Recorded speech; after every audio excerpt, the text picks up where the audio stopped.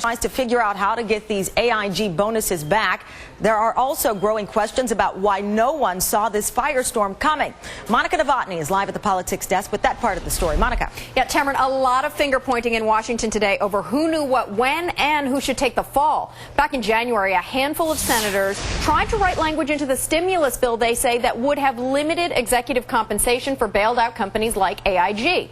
Turns out some of the toughest provisions were cut. Now on hardball, the chairman of the Banking Committee, Senator Chris Dodd, blamed the Treasury Department for wanting them out. At the time, their argument was, of course, the legal ramifications of all of this. In retrospect, if I had known then that we're dealing with AIG bonuses of this nature, then obviously we wouldn't have made any changes at all in it. But at the time, it seemed like a relatively innocent enough request, and we maintained the bulk of that amendment, including the right for the Treasury to reach back and go after these bonuses. We should mention that the Treasury Department says it was worried that the language would lead to lawsuits, but never asked, they say, for changes in the proposed legislation. With me now, New Jersey's Republican Congressman Scott Garrett, a member of the House Financial Services Committee. Also joining us, Florida's Republican Congressman Connie Mack, who was the first to call for Treasury Secretary Geithner to be fired. Congressman Mack, I'll start with you. If Geithner can somehow fix this, can somehow get the money back, as Senator Dodd suggested, would you be satisfied? You know, I look at the short time he's been in his position, and there's been mistake after mistake after mistake. And this is a time when we need economic certainty. The markets are looking for that, the American people are looking for that, and the Congress is looking for that.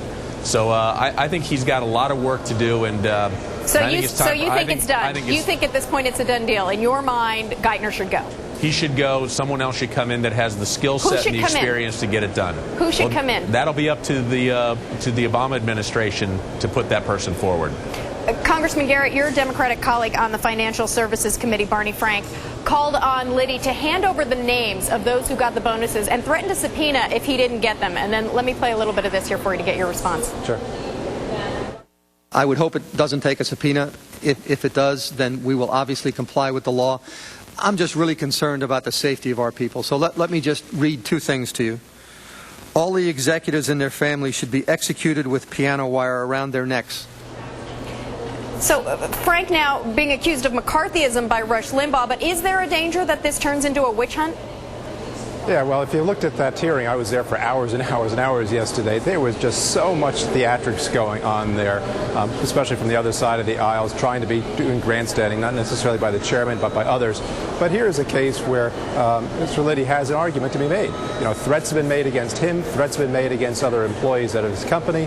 And you have to ask the real question, what does it benefit Congress or the members of this committee if we know that it's Bill or George or Harry or Sue that are the ones that got $50 or $500,000. It's the fundamental issue that we're trying to deal with. So I'm not exactly sure why he wants to have that list in hand unless he wants to be at the next meeting and waving that list and say, I have the list now. So we should get beyond that and get to the fundamental issues here. Congressman Mack, if you get your wish, if Geithner is fired, are you concerned about what the reaction would be on Wall Street? The White House seems to believe that Geithner is the man to do this job. I think the concern is if Geithner stays in his position on Wall Street. Wall Street is not looking, doesn't seem to have confidence in him, like I said earlier, and the American people don't have confidence in him. So I think. But the White House argues that the magnitude of this job right now is such that there's no one who would inspire 100% confidence from the American people or Wall Street.